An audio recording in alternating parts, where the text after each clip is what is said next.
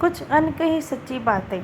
Please like share subscribe my channel. ऐसा कहा जाता है कि पांडवों ने अपने पिता की मृत्यु के बाद उनका मांस खाया था। उन्होंने ऐसा इसलिए किया था क्योंकि स्वयं पांडु की ऐसी इच्छा थी। महाभारत में कई ऐसे किस्से हैं जिनके बारे में कम ही लोग जानते हैं। इनमें से एक किस्सा ऐसा भी है जो शायद आपको हैरान कर सकता है। यह बात पांडवों से जुड़ी हुई है। ऐसा कहा जाता है कि पांडवों ने अपने पिता की मृत्यु के बाद उनका मांस खाया था। पांडु के 5 पुत्र थे, युधिष्ठिर, भीम, अर्जुन, नकुल और सहदेव। इनमें से युधिष्ठिर, भीम, अर्जुन की माता कुंती और नकुल सहदेव की माता माद्री थी।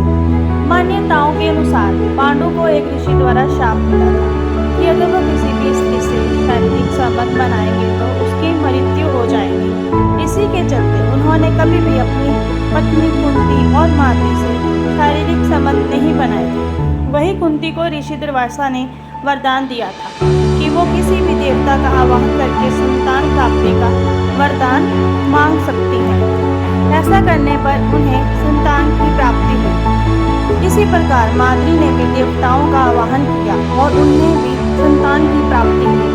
इधर पांडु एक दिन खुद पर नियंत्रण नहीं रख सके और उन्होंने माद्री से शारीरिक संबंध बना लिए। ऐसे में ऋषि के शाप के चलते उनकी मृत्यु हो गई। मौत के बाद उनका दाह संस्कार नहीं किया गया, बल्कि 5 भाइयों ने मिलकर अपने मृत पिता के शरीर का मांस खाया। उन्होंने ऐसा इसलिए किया क्योंकि स्वयं पांडु की ऐसी इच्छा थी, क्योंकि 5 पांडव उनके वीर्य से पैदा नहीं हुए थे, इसलिए पांडु का ज्ञान और कौशल उनके बच्चों में नहीं आ पाया था। इसी के चलते उन्होंने अपनी मृत्यु से पहले ऐसा वरदान मांगा था कि यदि उनके बच्चे उनके मृत्यु के पश्चात उसके शरीर का मांस मिल बांट कर खा लें तो उनका ज्ञान उनके बच्चों में चला जाए। कहा तो यह भी जाता है कि 5 भाइयों में से सबसे ज्यादा सहदेव ने अपने पिता का मांस खाया था। पिता की इच्छा का पालन करते हुए सहदेव ने पांडु के मस्तिष्क के 3 हिस्से खाए। पहले टुकड़े को खाते ही सहदेव को इतिहास का ज्ञान हुआ, दूसरे टुकड़े को खाने पर वर्तमान का और तीसरे टुकड़े को खाते ही भविष्य का।